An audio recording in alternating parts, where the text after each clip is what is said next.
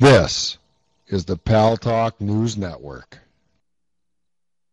The views expressed are solely those of the speaker and not necessarily those of Paltalk.com, AVM Software, or its advertisers.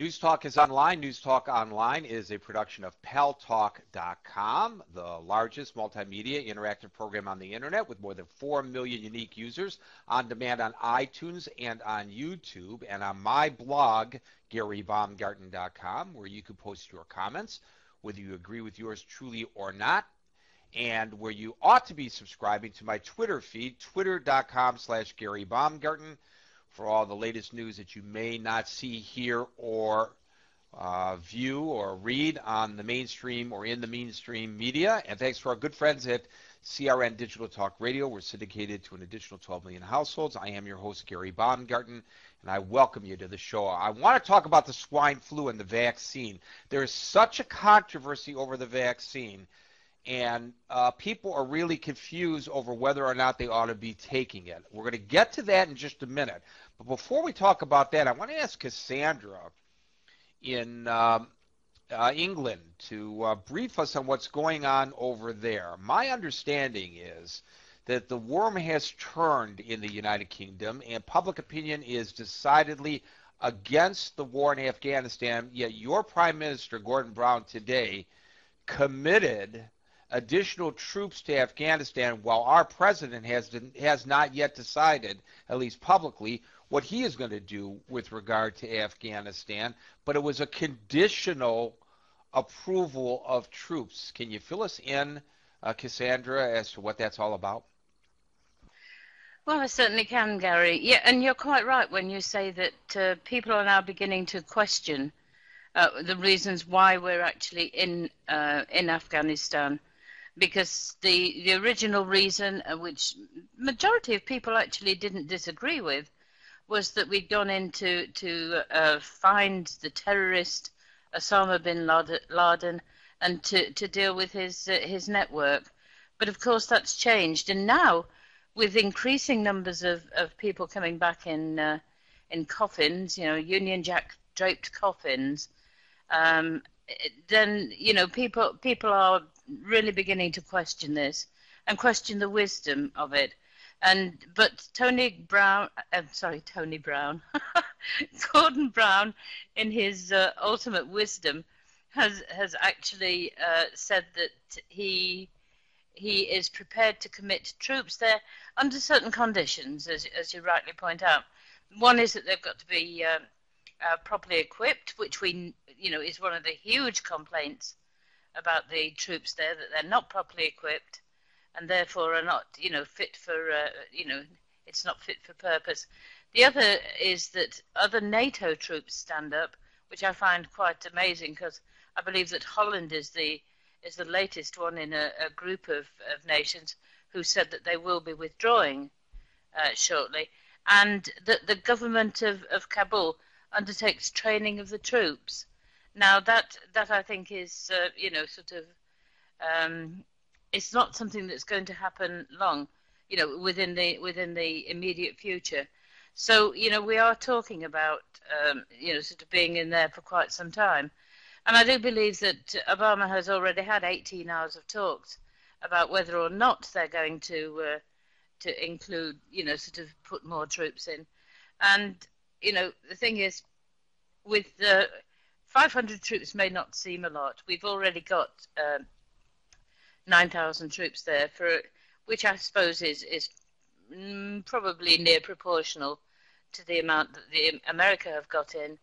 But 500 more is a token, and they feel that it will help the situation. Whether it will or not, who knows, Gary? Right. Well, I would agree with those in the United Kingdom who are confused about what the mission is.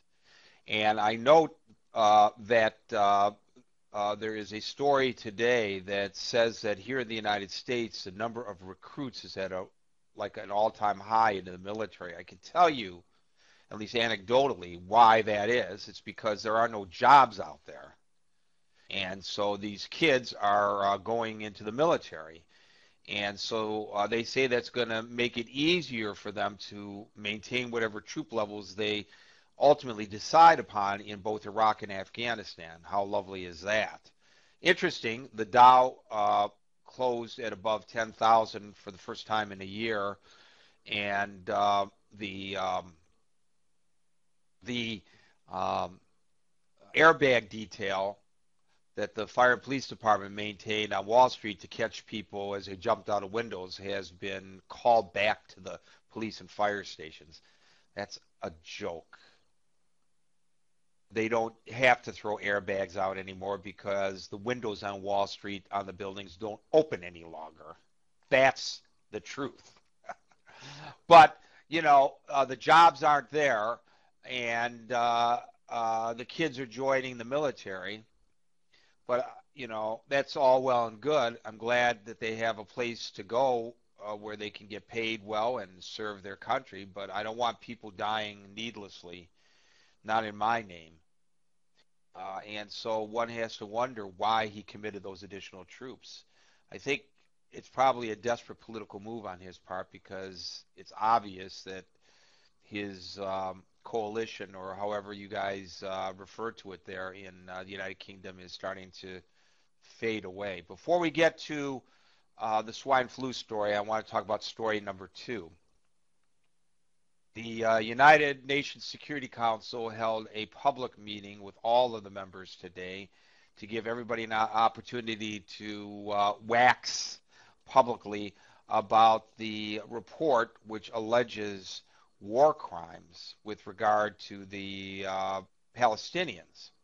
It's interesting, if you go to the Paltalk News Network website, which is paltalknewsnetwork.com, you will see a story that is headline, Israel works to improve Arab conditions and image. And I find it very interesting that the mainstream media is spot on when it comes to these kinds of allegations, but kind of walks away from the bigger story there, and that's how things have improved, especially with regard to the West Bank, maybe not so much with the Gaza, between the Israelis and the Palestinians.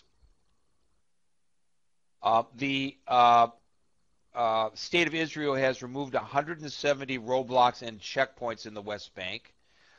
I say this because there was a call for removal of roadblocks and checkpoints today, several calls for that. While the world is suffering from a global recession, the gross domestic product in the West Bank improved 5.5% the first quarter of 2009. And remember when they talked about Boaz Frankel, the so-called massacre in Jenin?